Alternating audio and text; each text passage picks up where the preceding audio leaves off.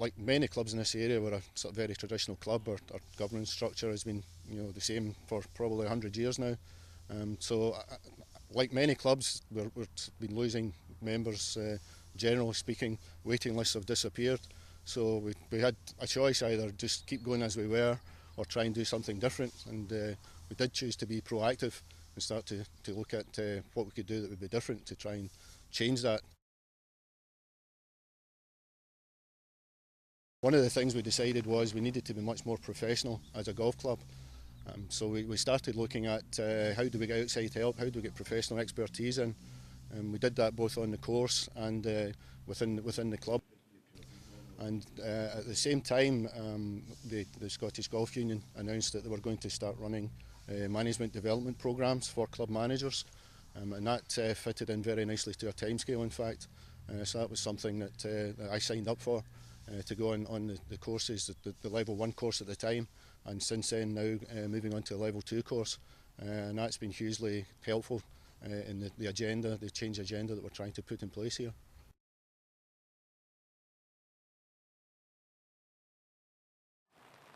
When I went on the level 1 course, it was very intense. It's a week's work, but hugely enjoyable.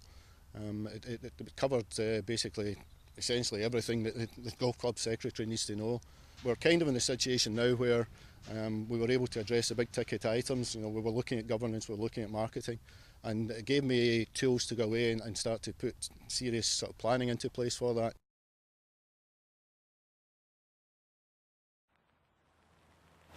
On the governance side, we're moving pretty rapidly now to change the whole way that we've structured the club. We've become much more business orientated. We brought in an external marketing consultant. It's something that we've tended to see in the whole marketing area, that there seems to be almost like a 2 or 3 year cycle. And all the clubs are looking at each other to see what everybody else is doing, so there are no secrets. So you maybe have a year advantage, maybe 18 months advantage that you have to take and make the most of. We went much more for targeted leaflet campaigns last year, which was something which was not so prevalent.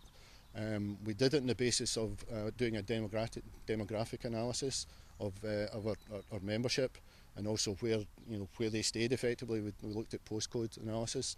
And then targeted where we would leaflet drop to get the maximum, to essentially look at areas where it was likely that it would be similar people to the way our club is set up just now. Last year we probably had a budget of about £4,000 in marketing. We know just in the membership, direct membership that came in from that, we probably got about £12,000 extra revenue in membership last year.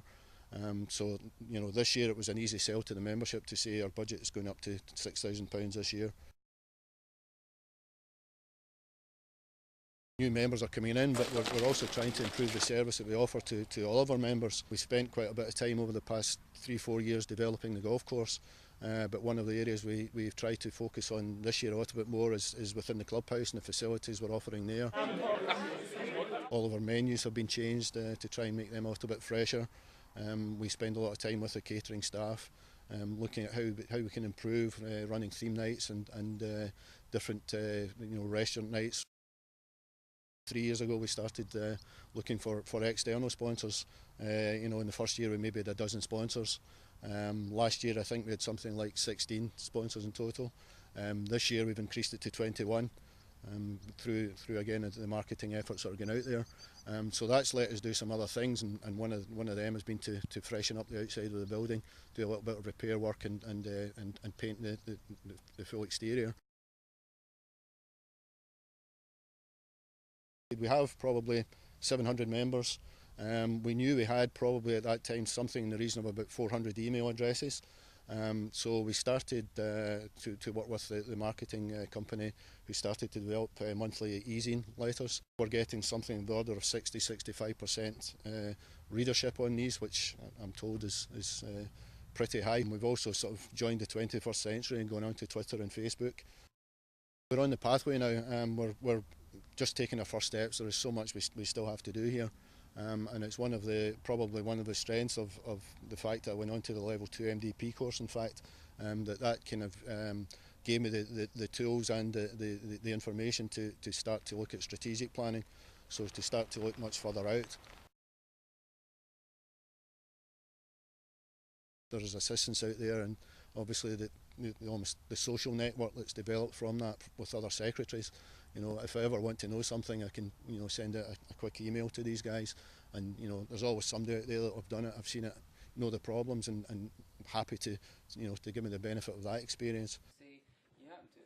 And you know, I know I've got the backup there now that again the Scottish Golf Union has put in area development officers, so I know now that I've got a point of reference. I can always go back, and you know, I've got that help that I can, you know, talk to my local development officer and get to professional expertise.